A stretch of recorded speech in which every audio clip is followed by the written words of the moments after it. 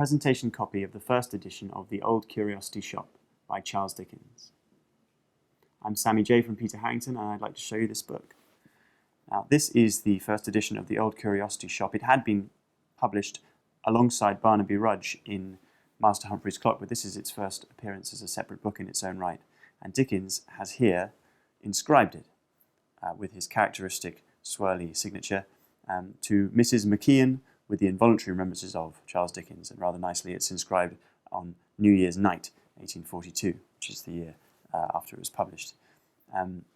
The inscription was to the wife of an artist, Mr McIan, and there is a particularly nice connection to the story, The Old Curiosity Shop, insofar as Mrs McIan had drawn a illustration of little Nell, more or less the most famous moment in The Old Curiosity Shop is the death of little Nell, which was deemed very tragic by Dickens's readership. Here you have also an accompanying letter, also New Year's night 1842, to the same lady, and he makes mention of how you have done so much to perpetuate the story, referring to her illustration. It's a very nice association for the story.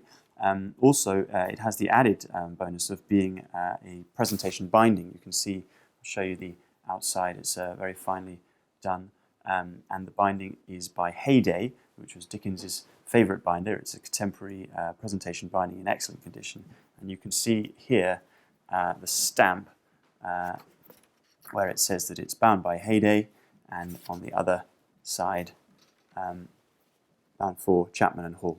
And so this is a first edition of Dickens's Curiosity Shop with a presentation inscription and a letter in a presentation binding. It's a really very fine Dickens collectible and a lovely book. To find out more about this and other Dickens works, please visit our website.